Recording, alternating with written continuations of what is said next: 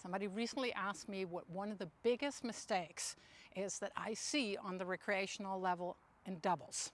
And by far what I see is the mistake that players want to emulate what they see the pro players do, and that is being basically with their belly button up at net. And I've seen a bunch of podcasts and other videos where top players, either former top players or current top players, are explaining how they're this tight to the net and they're being super aggressive. And yes, they are, because they have lightning fast hands, they have cat-like reflexes, and they can do that. But for us mere mortals, absolutely adding myself into that category, being that close, to my mind, mostly has disadvantages. And in this video, I'm going to show you the three, for me, primary reasons why being too close is detrimental.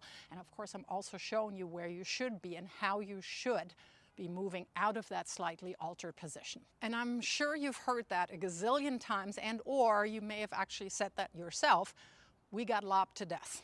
And the reason for that is really in recreational tennis, a lot of players have not really mastered the overhead yet. So they're either missing a whole lot of them or they're not having the courage, confidence yet to actually take those overheads. But on the other hand, with the too tight up at net positioning, you're basically inviting the lob out of any position. And I'm going to show you two examples where the players are way too close to net and they're getting lobbed by balls that are basically, literally, somewhere around the service line. I don't care what level you are. I don't care what physical condition you're in. If a lob comes down somewhere around the service line, you need to have your racket on that. So we're looking at this player here who's moving forward even before the ball has passed the opposite net player. So that's also dangerous in that if this guy here poaches, he has zero reaction time, of course, as well, and or might actually get hit. But he's continuing to move forward, and if we do draw that halfway line with the perspective here that we have, he's way too close. So you see that a not very good lob. It's not a very high lob, comes down fairly quickly. Yes, it's about a couple of meters behind the service line, but if you're in the proper position, that's going to be a juicy overhead. But you're now seeing this lob. Notice where that's bouncing.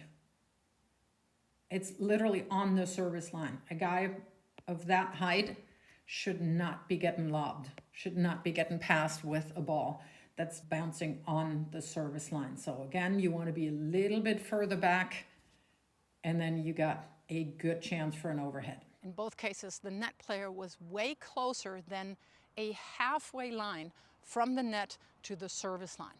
To my mind, that is where you should come up to the furthest. Of course, if you then have a shorter ball, you burst up to that ball. I don't know if the camera catches that, but if I'm up here, I feel I'm visually no threat at all. I'm basically signaling to my opposite baseline player, hey, you can throw up a really mediocre lob anytime you want. And if I'm just shifting, what, a meter and a half back, I am now taking a whole chunk away from you. You can't just blindly send up a lob. So that's what I want to do. Just visually even, I'm taking a little bit of the area away.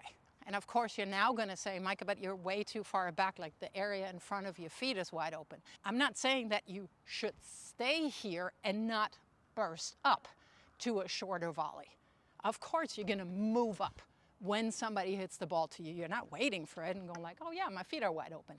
The other thing is, how many players at a 3-5, 4-0, 4-5, up to advanced intermediate players have you seen that can hit this ball to your feet consistently under pressure? Haven't seen that many, but I've seen a gazillion people throw lobs up all day long. The next issue with being too close to net is that you will have a very hard time poaching effectively, because you can basically only move sideways, because otherwise you run straight into the net.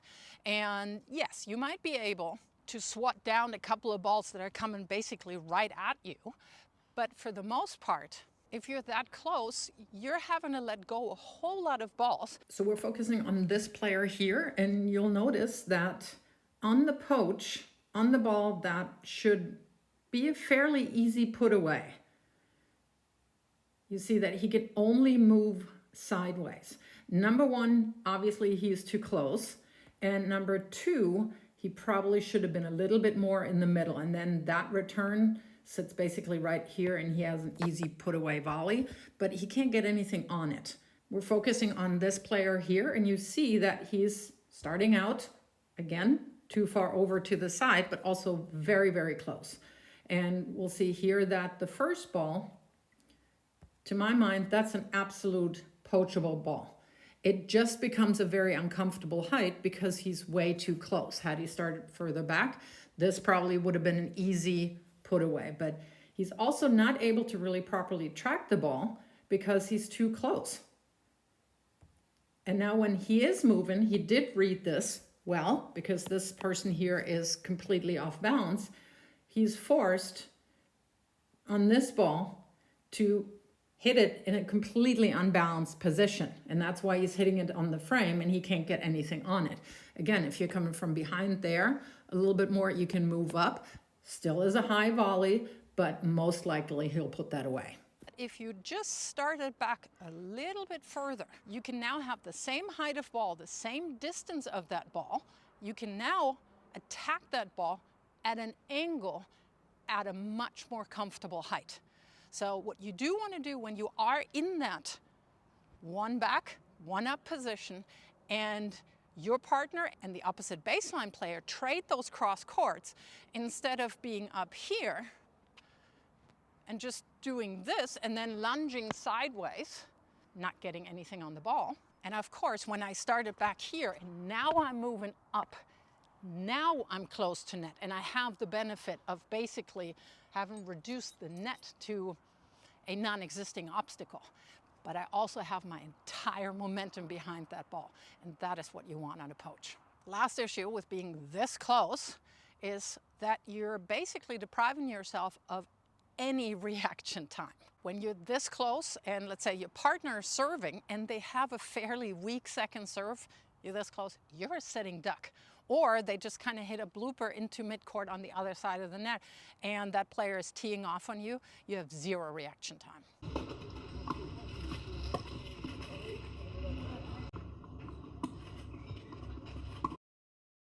You want to be positioned somewhere around halfway from the net to the service line.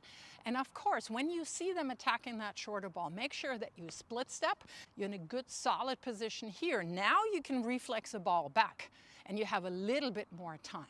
And there's absolutely no shame moving back a little bit more. So adjusting your court position at net just a little bit further back.